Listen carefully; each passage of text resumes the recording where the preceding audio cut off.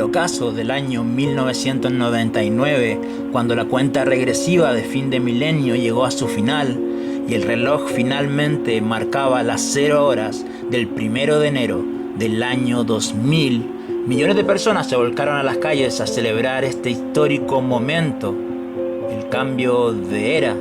Y como ya todos sabemos, el siglo XXI traería consigo muchos cambios, comenzando con la revolución tecnológica y el gran avance de las comunicaciones. La explosión del internet y plataformas como YouTube son prueba de ello. Con esto, el mundo cambiaría. Y en Japón, muchas organizaciones aferradas a las viejas tradiciones empezarían a encontrar su final frente a este nuevo panorama. Y en cuanto al barrio rojo de Kabukicho, pues este entrará en una etapa crítica que cambiaría las cosas para siempre. Y sería la mismísima Yakuza la que esta vez llevará las cosas demasiado lejos, condenando a toda la Underground Society a su perdición. Así damos paso a un nuevo acto en la batalla por el control de Kabukicho, y esta vez se trata del acto final antes del cierre del telón.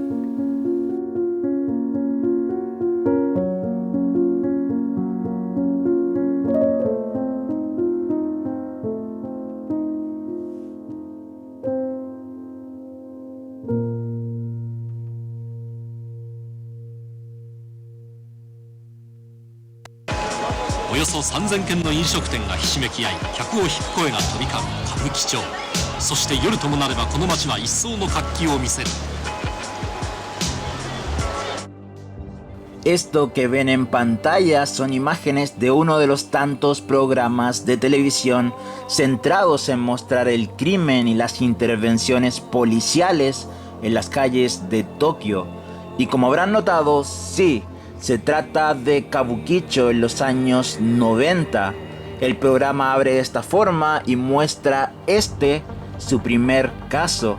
Y si han seguido los videos hasta ahora y son perceptivos, notarán que esta escena transcurre en la plaza de la que tanto hemos hablado, aunque claro, eran tiempos mejores para este lugar. Pero por ahora sigamos la secuencia y fijémonos especialmente en las personas involucradas, en el conflicto, en la actitud de todos los testigos que miran el suceso o incluso en la forma en que la policía lleva a cabo el arresto. Y ahora, ¿es esta la imagen de un peligroso barrio dominado por una de las mafias más peligrosas del mundo? Y ok, admito que he hecho la pregunta esperando un no y continuaré el video haciendo de cuenta que bueno, esa es la respuesta, pero es que lo importante no es la respuesta en sí, sino la pregunta. ¿Cómo es posible que un programa de televisión haciendo un reportaje en uno de los barrios más peligrosos de Japón, con todos los delitos graves y violentos que ocurrían para esa época, nos deje con la imagen de una pelea donde la policía actúa más como si estuvieran tratando de separar niños de parvulario peleándose por un juguete que de un delito real? Y la respuesta es simple: ni la policía ni los medios de comunicación se atrevían a hacerle frente a los gángsters. Pero la gente quería saber qué ocurría en Kabukicho y más aún querían ver a la policía en acción, y eso hicieron. Obviamente lo hicieron en las calles principales, arrestando a borrachos y delincuentes de poca monta, pero lo hicieron. Y esto, amigos míos, fue uno de los primeros problemas que permitieron la escalada del conflicto entre gángsters en Kabukicho. Lo cierto es que la gente en general sabía de la influencia de la Yakuza en Kabukicho. Es más, el gremio de comerciantes de Kabukicho criticaba abiertamente a las autoridades por su falta de contundencia a la hora de combatir el crimen organizado. Y quizás este tipo de programas era un poco una respuesta a esas críticas. La policía limpiaba su imagen, mientras que los canales de televisión generaban audiencia. un trato favorable para ambas partes. Y todo esto que les digo no hubiera sido mayor problema si es que realmente hubiera servido para exponer los negocios que se tejían en la Underground Society detrás de escena. Pero nunca rascaron ni la superficie de ello. Por el contrario, los gángsters seguían haciendo de las suyas, cobrando dinero a negocios que intentaban funcionar en el área o favoreciendo la apertura del mercado ilegal. Es por eso que para el año 2000, el actuar de las mafias y otros grupos escaló hasta volverse en algo cada vez más habitual y cada vez más evidente en el barrio. Esto agudizaría las tensiones entre bandas y estallaría los 2 años siguientes en una guerra sin cuartel que terminaría cobrándose la vida de personas inocentes.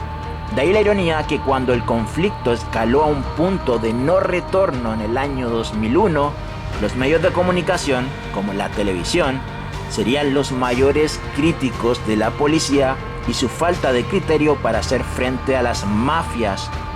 Kabukicho nunca se recuperaría de esto. Hasta el día de hoy, y ya más de una década desde el fin del conflicto entre mafias, la imagen negativa del barrio es algo que aún persiste en la mente de gente de todas partes del mundo. Pero no se puede olvidar que tanto la policía como los canales de televisión a finales de los años 90 eran en parte cómplices de lo que ocurriría, pues habían hecho su elección. Y esa elección había implicado dejar que el poder de la Yakuza siguiera creciendo. Pero de este punto en adelante y sin saberlo, la Underground Society como la conocíamos tendría sus días contados. Era una inevitable cuenta regresiva al colapso y precisamente el que había dado un primer empujón a este desenlace fue la Yakuza.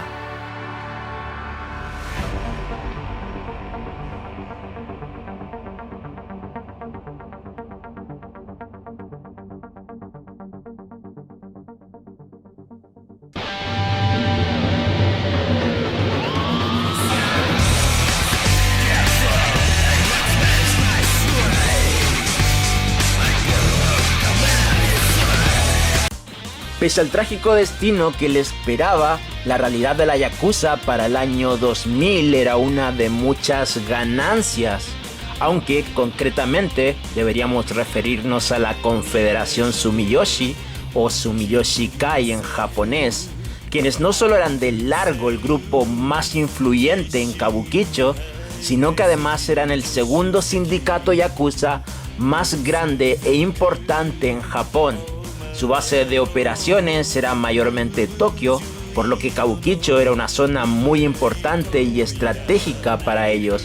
Es por eso que ya contaban en el barrio con más de 100 negocios bajo su control, además de los muchos otros que eran obligados a pagar un dinero de protección para operar en el área.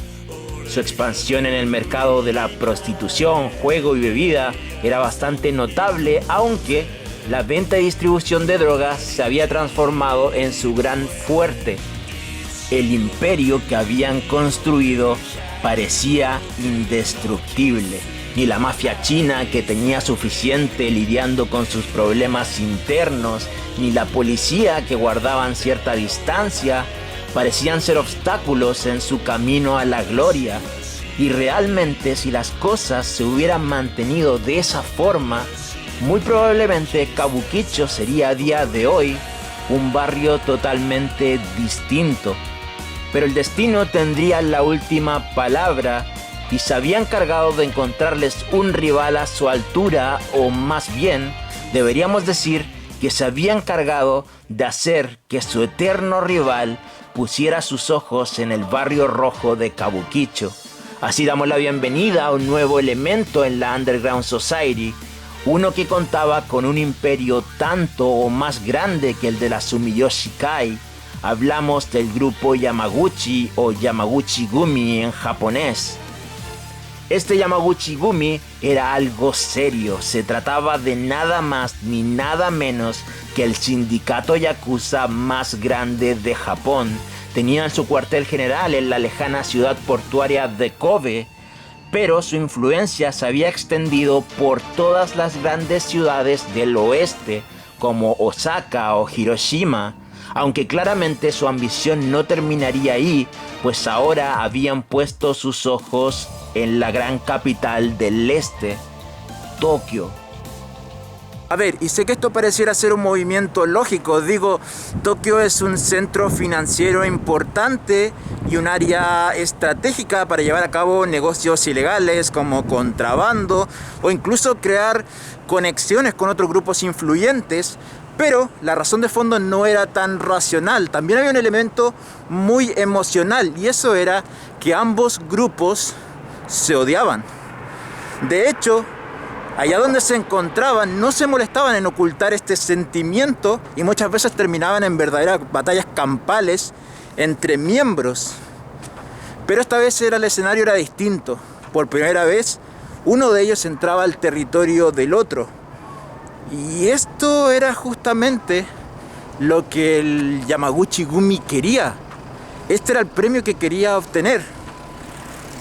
Entrar al territorio del Sumiyoshi-kai y conquistarlo de una vez por todas.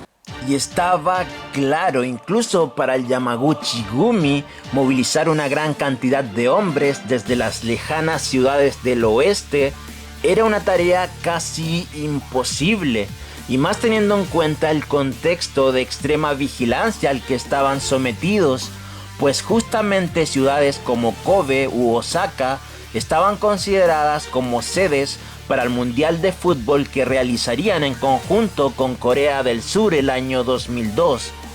Es por eso que necesitaban un modo de acción más sutil, un método más indirecto, pero igual de efectivo.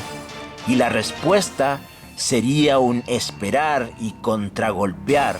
Aprovecharían cada error de sus enemigos para dar golpes que estaban focalizados específicamente en ataques a miembros importantes o cualquier otro acto que pudiera dañar la moral de sus rivales. Aunque claro, el Sumiyoshi-kai tampoco tardaría en responder, pues tenía una gran cantidad de miembros en sus zonas más importantes como lo eran Ginza y Kabukicho, y específicamente en Kabukicho contaban con más de 1000 hombres en el área. Por si fuera poco, en un intento por demostrar su poder, alzaban los precios de protección arbitrariamente y eran mucho más violentos a la hora de cobrar sus deudas. Para los primeros años del nuevo milenio, estos enfrentamientos empezarían a tomar lugar y la guerra parecía ser la única salida, pero ¿acaso esto valía la pena? ¿Qué diferencias tan profundas podían tener estas dos facciones como para comprometer todo su imperio por este enfrentamiento? Y antecedentes hay. El Yamaguchi-gumi había extendido su influencia por todas las ciudades del oeste. Y no solo eso, sino que había creado lazos con todos los otros sindicatos yakuzas, excepto con el Sumiyoshi-kai. Y no solo tenía que ver la lejanía física entre ambos. Si nos vamos a un aspecto más profundo en la filosofía y modo de ver el funcionamiento de estas organizaciones, ambos tenían diferencias estructurales. Ya de partida, el Yamaguchi-gumi despreciaba que el Sumiyoshi-kai se creara como una alianza entre distintas facciones que operaban en la bahía de Tokio y que a su vez, en vez de contar con un solo patriarca u oyabun, tuviera muchos hombres con casi igual nivel de importancia. ¿Y por qué despreciar algo así? Pues bueno, quizás se lo podemos atribuir al delirio samurái que conformaba el núcleo de la filosofía del Yamaguchi-gumi.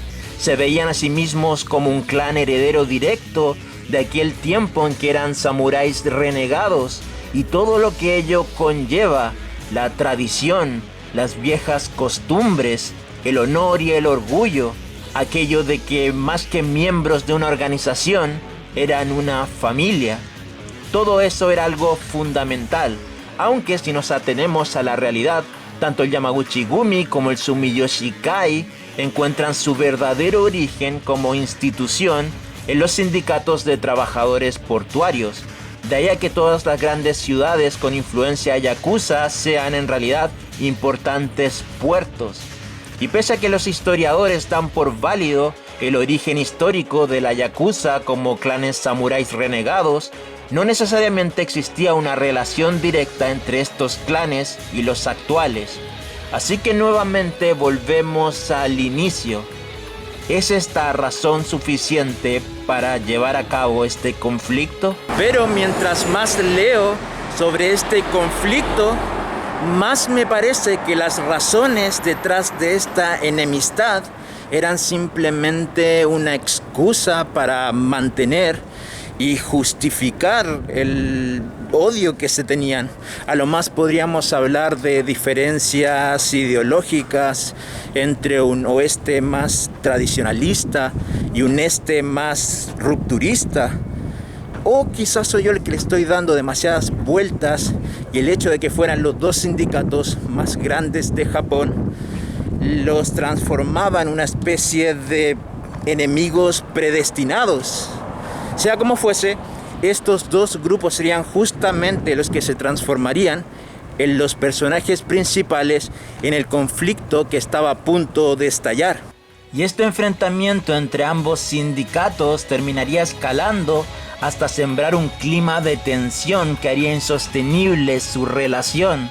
Conflicto que terminaría explotando el año 2001 con una de las mayores tragedias que el barrio haya visto. Pero esto será historia para luego, pues antes de eso, el comienzo del nuevo milenio también traería consigo la llegada, o más bien el regreso, de un viejo conocido al barrio. Uno que había llevado toda una década trabajando en las sombras para hacerse con un poder e influencia similar al de las grandes mafias que dominaban la escena delictual.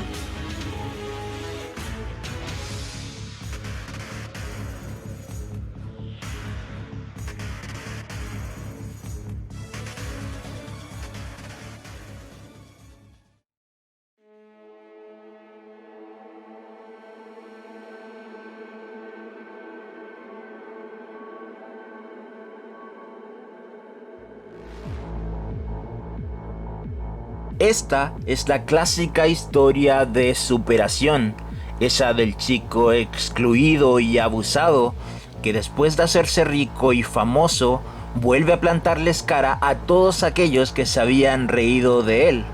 Solo que en este caso el chico sería una organización pandillera que había surgido en los años 70 y se denominaba Kanto Orengo o Kanto Union en inglés.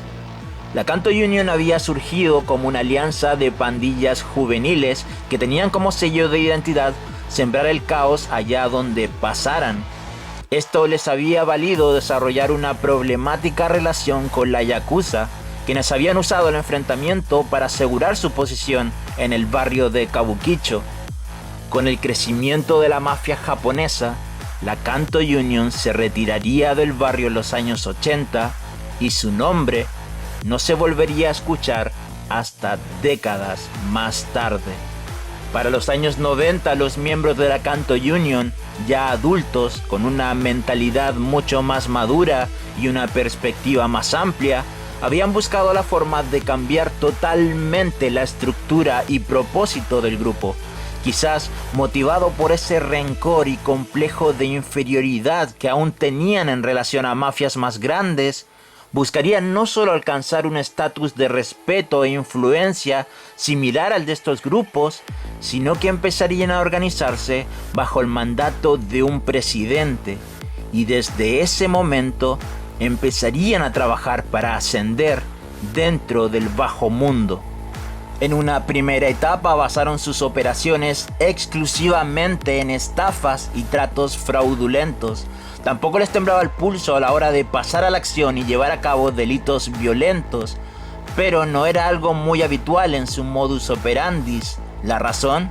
Pues no se consideraban a sí mismos ni como una organización criminal ni como una mafia, sino más bien como un grupo empresarial, y todo lo que hacían de cara al público tenía como objetivo mostrar que eran una organización económicamente exitosa, y lo estaban logrando. Mientras que tras bambalinas llevaban a cabo delitos, la Kanto Union se había trasladado a la lujosa área de Roppongi, donde empezaron a establecer contacto con otros influyentes e importantes grupos empresariales.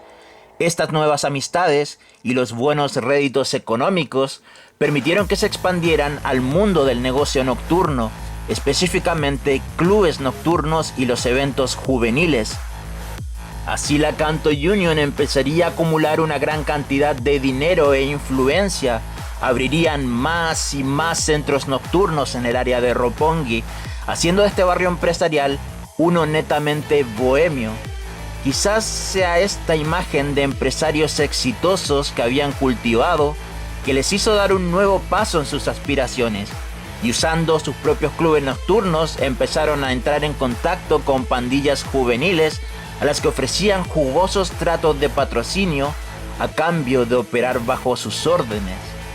Así estos grupos pandilleros empezarían a llevar a cabo delitos mientras la Kanto Union operaba como el titiritero detrás de sombras sin comprometer su nombre o reputación. Para la llegada del año 2000, la Kanto Union ya gozaba con una reputación y financiamiento equivalente al de cualquier mafia, y sumando los contactos empresariales con los que contaba, era un grupo que difícilmente se podía ignorar. También eran bastante peligrosos, pues no tenían problemas en eliminar cualquier obstáculo que se les interpusiera en el camino, y con ello había llegado el momento de expandirse a los otros barrios nocturnos, dentro de ellos el área de Kabukicho. En realidad se trataba de un retorno a medias, porque este grupo estaba cómodamente establecido en Roppongi, y aunque se las arreglaron para abrir clubes nocturnos en el área de Kabukicho, no tenían ninguna intención en participar en los enfrentamientos de bandas que se llevaban a cabo en el barrio. De hecho, tampoco lo necesitaban, porque sus negocios no se veían afectados por lo que hicieran otros grupos. En eso habían sido bastante inteligentes, porque habían logrado el éxito rechazando todos los viejos métodos obsoletos de las mafias. De hecho, el rubro en el que ellos se movían eran bastante distintos al de los otros grupos, de ahí a su posición de neutralidad inicial. La Kanto Union seguiría movilizando pandilleros juveniles y empezarían a mostrar especial interés en aquellos que pudieran dominar las nuevas tecnologías, centrándose en delitos como estafas telefónicas y hackeos. Pero lo que no sabían es que incluso sin quererlo, se verían arrastrados al colapso de todas las organizaciones que operaban en la Underground Society, y no serían los únicos.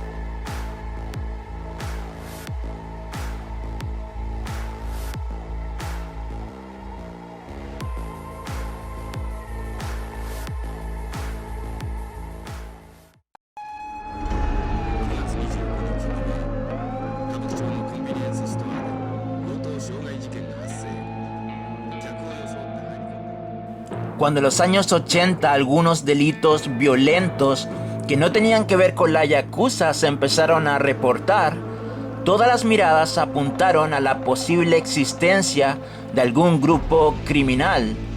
Pero nadie esperaba que se tratara de una de las mafias más grandes y peligrosas de toda China, la Black Society o Sociedad Negra en español, que ya contaba con ramas en países a lo largo y ancho de todo el mundo.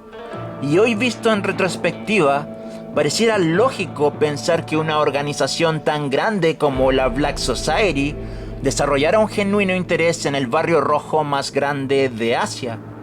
Pero contra todo pronóstico, la formación de la mafia china en Kabukicho había sido un movimiento improvisado y espontáneo, y sería justamente la policía la que terminaría percatándose de este detalle, pues a medida que arrestaban a los miembros de esta organización, se daban cuenta que en realidad eran muy pocos los que tenían antecedentes criminales en territorio chino, algo bastante atípico considerando que formaban parte de una de las mafias más grandes del mundo. La respuesta era bastante simple. Los que realmente eran miembros de la Black Society en su país de origen eran muy pocos. Entonces, ¿de dónde salía el resto de los miembros? Para responder esto hay que hablar de la situación en China a comienzos de los años 80, específicamente en el año 1983, cuando en el marco de las nuevas políticas que buscaban abrir más este país, las restricciones hacia la emigración se flexibilizarían mucho más, permitiendo con ello que muchos ciudadanos chinos buscaran una oportunidad de vivir en el extranjero. Y aunque estas migraciones se concentrarían principalmente en Estados Unidos y Europa, había también un porcentaje de ellos que terminaría optando por Japón. El año 1984, en China, se emitirían un récord de visados, pero no todo el mundo había buscado una forma legal para salir del país. Y eran bastante conocidas organizaciones ilegales como los Snakehead o cabezas de serpiente en español, que estaban especializados en el contrabando, y quienes serían los que bajo el monto de dinero apropiado transportarían una gran cantidad de inmigrantes ilegales a la bahía de Tokio. Como era de esperarse, los problemas no tardarían en aparecer. Muchos de estos inmigrantes ilegales no lograrían surgir ni encontrar trabajo y vivirían agobiados por las deudas, en algunos casos deudas con peligrosas organizaciones como serían los Snakehead o incluso la Yakuza. Pero no serían los únicos que vivirían su propio infierno, pues muchos de aquellos que habían logrado encontrar un trabajo se verían humillados y discriminados por su falta de habilidad en el idioma japonés, y hartos de la vida laboral dejarían estos trabajos. Así, una gran parte de la comunidad china se vería excluida de la sociedad y terminaría formando un fuerte vínculo entre ellos mismos. Y es justamente aquí cuando Kabukicho empieza a tomar un papel fundamental. Si recuerdan el origen del barrio, este estaba profundamente ligado a inversores chinos y taiwaneses que habían sido los grandes promotores de la industria del entretenimiento, y para los años 80 esta comunidad aún estaba muy latente. Es por eso que inmigrantes chinos llegarían a Kabukicho de alguna u otra forma y harían de este barrio su segundo hogar. Sería un punto de encuentro para inadaptados que buscaban desesperadamente la forma de surgir. Y es aquí cuando se escucharía por primera vez el nombre de la Black Society. Y esto no era una casualidad. Dentro del grupo de inmigrantes ilegales habían antiguos miembros de la Black Society que habían decidido buscar nuevos horizontes en Japón y estaban específicamente atraídos a ciudades como Tokio u Osaka. En el caso de Tokio era cosa de tiempo para que llegaran a Kabukicho atraídos por el comercio sexual, pero este barrio tenía mucho más para ofrecerles: redes de contacto con otros miembros de la comunidad china y también refugio perfecto para llevar a cabo negocios ilegales. De esa forma, estos antiguos miembros de la Black Society empezarían a operar nuevamente al margen de la ley y en un principio buscarían cooperación con otros miembros con los que compartieran algún tipo de vínculo, lo que usualmente correspondía a la región de origen. Así, por ejemplo, aquellos venidos de Taiwán buscarían otros taiwaneses con los que aliarse. Lo mismo ocurriría con los venidos de Shanghái, y con esto se crearían las primeras facciones de lo que sería en el futuro la mafia china, aunque estas facciones tardarían en unificarse y coordinarse bajo un solo mando, debido en gran parte a que tenían modos muy distintos de operar unos con otros. Así, mientras las facciones de Taiwán destacaban por su gran número y delitos de guante blanco, la facción de aquellos provenientes de la provincia de Fujian, que era a su vez el lugar donde se concentraba el núcleo central de la Black Society en China, destacaban por su violencia y severidad. Pese a todo, todas estas facciones empezarían a acumular dinero y reputación, y esto no pasaría desapercibido en la comunidad china de Kabukicho. Muchos inmigrantes ilegales que vivían agobiados de deudas y en precarias condiciones terminaría formando lazos de amistad con miembros de estas facciones y se les invitaría a formar parte de estas operaciones ilegales.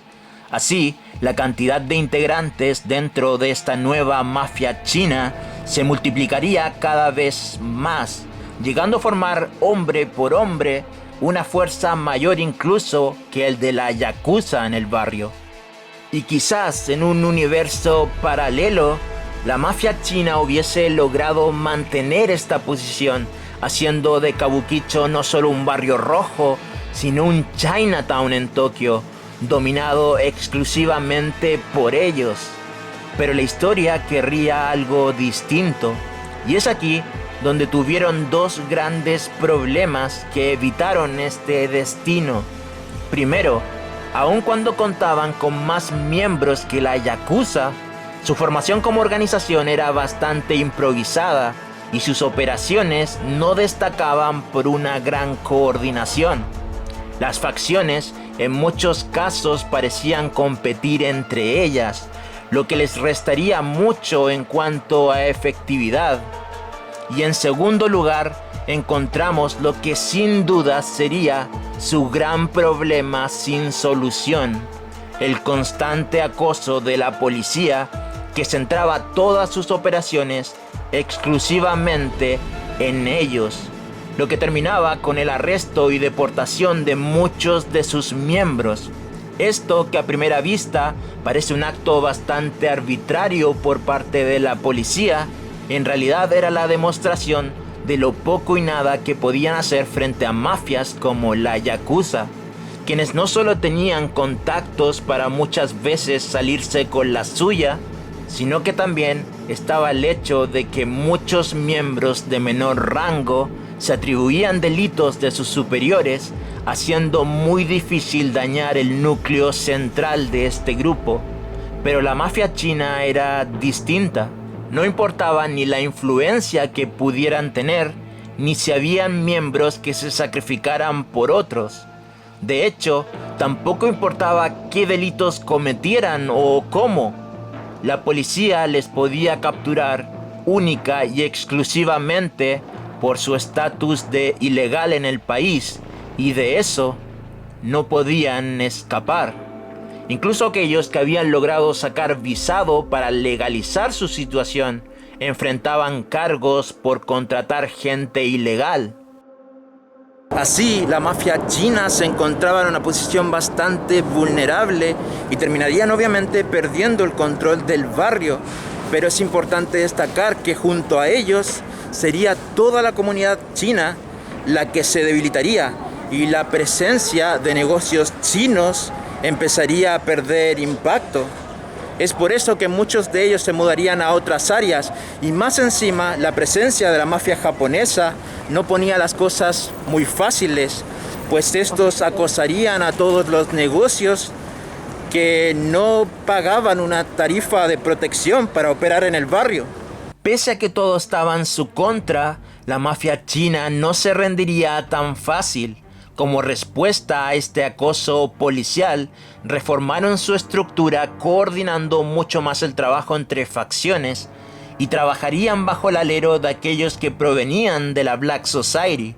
Con esto sería la facción de Taiwán la primera en tomar la voz de mando e intentarían que los delitos fueran mucho menos violentos y llamativos, centrándose en robos, estafas y fraudes.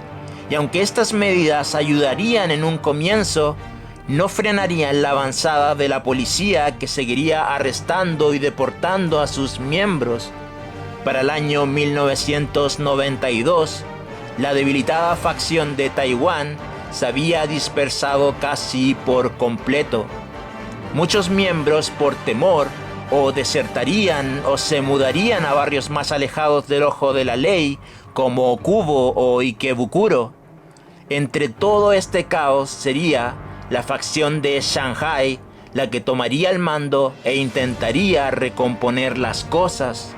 Con ellos llegarían algunos cambios notables, como establecer una jerarquía marcada en donde un único jefe tomaría el control de las acciones. Asimismo, todas las operaciones se llevarían a cabo bajo un control mucho más minucioso por parte de los miembros de alto rango.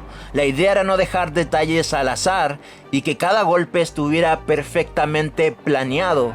Otros cambios serían la búsqueda de asegurar su patrimonio por medio de transferencias a cuentas bancarias que tenían en China y también el lavado de dinero, por lo que invertirían fuertemente en burdeles y salones de mahjong, que eran espacios en los que la gente podía jugar este popular juego de mesa chino, aunque en muchos casos se llevaban a cabo apuestas ilegales y servían de tapadera para algunas operaciones delictuales.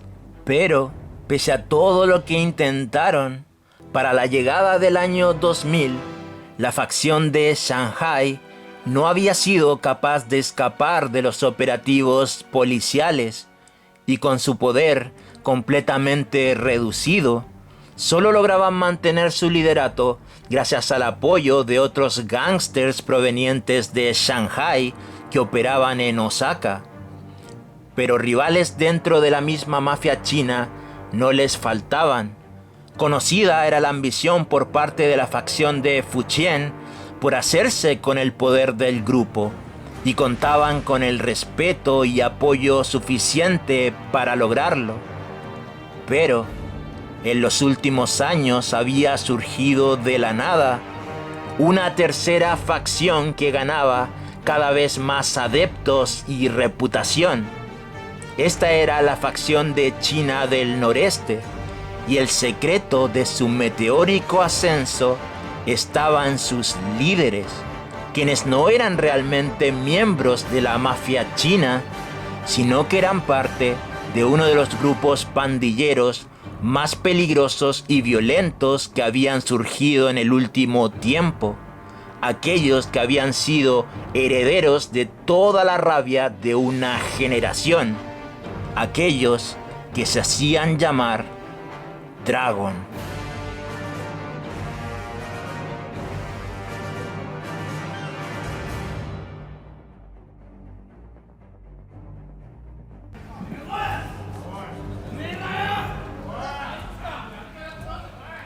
Muy rara vez encontraremos grupos pandilleros con un historial de violencia tan nutrido como el de Dragon, pero más raro aún es el historial de violencia que precede incluso la creación de este grupo, pues Dragon era en esencia los hijos de la guerra. Y si bien su origen inmediato tenía mucho en común con la creación de la mafia china gracias a las migraciones masivas de los años 80, el verdadero significado de lo que eran yacía en un evento mucho más lejano en la historia. Tan lejano que habría que remontarse a finales del siglo XIX y comienzos del siglo XX, momento en que japoneses y rusos se disputaban una región al noreste de China llamada Manchuria.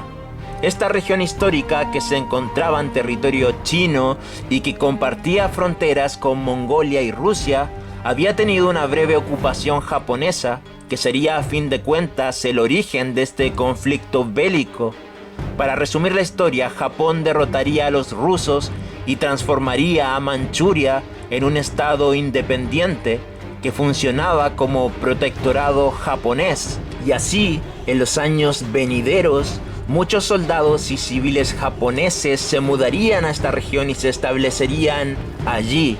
Y para la Segunda Guerra Sino-Japonesa, esta serviría como base estratégica para el ejército imperial japonés. Y sería justamente en estas tierras donde se llevarían a cabo algunos de los crímenes de guerra más aberrantes de la historia contra soldados chinos capturados. La guerra sino-japonesa escalaría hasta formar parte del conflicto armado que se llevaba a cabo al mismo tiempo en Occidente, la Segunda Guerra Mundial, y la declaración de guerra por parte de los países aliados a Japón permitiría que el ejército soviético invadiera Manchuria, provocando una retirada masiva de tropas y civiles japoneses, asentados en el área. El caos generado en la huida tendría como consecuencia que muchas de estas personas no lograran evacuar a tiempo rumbo a Japón y muchos terminarían asesinados, capturados o en campamentos de refugiados. Así muchas familias se separarían y por sobre todo, muchos niños quedarían huérfanos. Serían justamente estos niños los que en muchos casos terminarían siendo adoptados por familias chinas. Así, estos huérfanos abandonados vivirían en China durante un periodo en el que las cicatrices de la guerra aún estaban abiertas. Las atrocidades que el ejército imperial japonés había llevado a cabo eran algo que aún estaba latente en la retina de muchas personas, y estos niños, sin poder ocultar sus rasgos japoneses, serían víctima de todo el odio sembrado tras el conflicto. Discriminados e insultados, vivirían momentos especialmente duros durante su época de estudiante en clases de historia. Una vez de adultos, con el anhelo de que sus hijos no pasaran por lo mismo que ellos, buscarían la forma de emigrar a Japón y en los años 80 lograrían su objetivo, pues Japón les abría las puertas y les otorgaría el estatus de ciudadanos japoneses. Con ello, los niños huérfanos abandonados finalmente volvían al país al que no habían logrado escapar durante la guerra, y sus hijos, conocidos como los huérfanos abandonados de segunda generación, que en muchos casos compartían tanto la sangre china como la sangre japonesa, empezaban una nueva vida en un nuevo país, en donde vivirían justamente lo que sus padres anhelaban que nunca vivieran: la discriminación. Muchos de estos chicos venidos de China, al igual que sus padres, no tenían mucho conocimiento ni del idioma ni de la cultura japonesa, y esto les hacía ser blanco de burlas y abusos durante su época de estudiantes, lo que terminaría tomando tintes muy graves cuando muchas pandillas juveniles hicieran el blanco de sus ataques a estos chicos a los cuales no reconocían como pares japoneses, llegando en 1989 al incidente en que un grupo de chicas chino-japonesas serían atacadas y abusadas por miembros de estas pandillas. A modo de respuesta, los huérfanos abandonados de segunda generación se organizarían y formarían una fuerza de respuesta ante los ataques de los pandilleros. Hacían guardia o escoltaban a chicos y chicas que fueran blancos de estos ataques. En poco tiempo este grupo empezaría a crecer y a adquirir respeto entre otros grupos. Se les conocería como Dragon, quienes una vez visto el alcance de lo que podían lograr, llevarían sus operaciones a otro nivel, siendo partícipes en delitos violentos y negocios ilegales. Durante los 90, su impacto en la escena delictual de Tokio sería ampliamente reconocida, y dado su origen, empezaron a escalar en las células conformadas por miembros de la mafia china provenientes de China del noreste, hasta ser los agentes principales dentro de esa facción. Y un detalle muy importante de este grupo, y que lo diferenciaba mucho de la mafia china, era que a pesar de su origen, al ser hijo de estos huérfanos abandonados, al igual que sus padres, estos gozaban con la ciudadanía japonesa, por lo que no se debían preocupar tanto por estos operativos policiales en busca de inmigrantes ilegales. Con esto, una vez que empezaron a trabajar en conjunto con la mafia china, lograron escalar rápidamente a ser elementos fundamentales a la hora de llevar a cabo delitos violentos. Con la llegada del año 2000 y el ascenso de la facción de China del noreste dentro de la mafia china, este grupo se vio en una posición bastante ventajosa que no duraría por mucho, pues toda la estructura que se había formado hasta el momento empezaría a colapsar con el inicio de la guerra entre gángsters por el dominio de Kabukicho.